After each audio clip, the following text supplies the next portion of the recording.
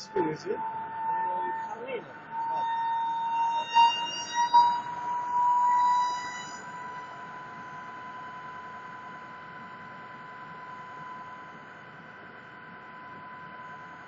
Καλή κατασκευή, εντάξει.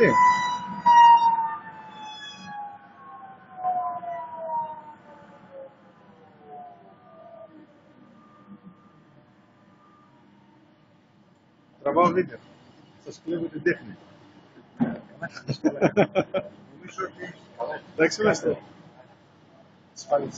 Όχι, να δείξω στα παιδιά στο μοναστήρι, καταλάβες.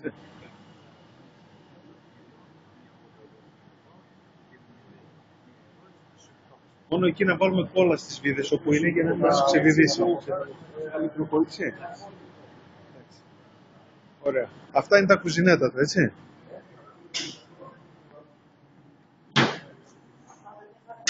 Δεν είχε που τα καθάρισε ο άνθρωπος. Δεν τα είπα, θα τα βάλουμε τώρα γράσο μόλις το πατήσουμε. Ωραία, δεν μου λες τσιμούχα, έχεις τέτοιο, αυτό όπως το λένε, στεγανοτικό. Έχει τσιμούχα. Είναι καλή. Μέσα, ναι, είναι καλή, έτσι. Όχι άμα είναι την αλλάξει. Δεν είναι ελάστιχα, αυτά είναι σαν φελός. Ναι. Το οποίο είναι εντάξει. Είναι όλα έτοιμα. Αυτό είναι εντάξει, καινούργια ρόλεμα. Είναι γρασαρισμένα, τα καινούργια φοράει. Τα παλιά του είναι αυτά εδώ. Ναι. Ωραία. Αυτά σκουριάσαν, ναι. Όχι, έτσι. Όχι, το γράσο είναι. Το γράσο έχει γίνει με τον καιρό. Είναι τώρα 6 χρόνια σταματημένο αυτό. Αυτό τώρα γελάει πολύ καλά. Εσύ είσαι ο Δημήτρης, είπαμε. Ο Δημήτρης. Ωραία. Τέλειο είναι τώρα, έτσι. Ναι. Γερμανικά ρολεμάν. Ναι. Τέλειο. Δεν ακούει τίποτα. Είναι πολύ καλά το ρολεμάν. Ωραία. Δηλαδή για 10 χρόνια θα είναι εντάξει αυτό, έτσι. Δεν μου λες, έβαλες ροδέλες. Ναι. Ροδέλες, έτσι. Λοιπόν, θα σας τις δώσω να τις έχετε. Όχι, δεν τις κάνω, εντάξει. Μπορεί να τύχει κάτι κάποια στιγμή έτσι να στείλει. Γρηγόρη, αλλά να δεις τι φτεροτύπος είναι.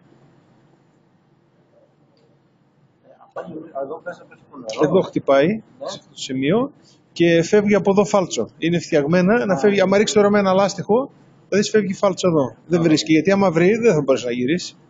Χτυπάει όπως η μπάλα του μπιλιάρδο. Είναι στρόβιλη κρούσιος αυτή. Όπως χτυπάει μια μπίλια, δεν ακινητοποιείται και φεύγει η άλλη μπίλια. Το ίδιο πράγμα. Αυτό το νερό έρχεται έτσι, το γυρίζει 180 μοίρες και φεύγει η φτερωτή πίσω. Και το νερό πέφτει ξερό κάτω. Αφήνει τη δύναμή του. Έτσι. Εντάξει.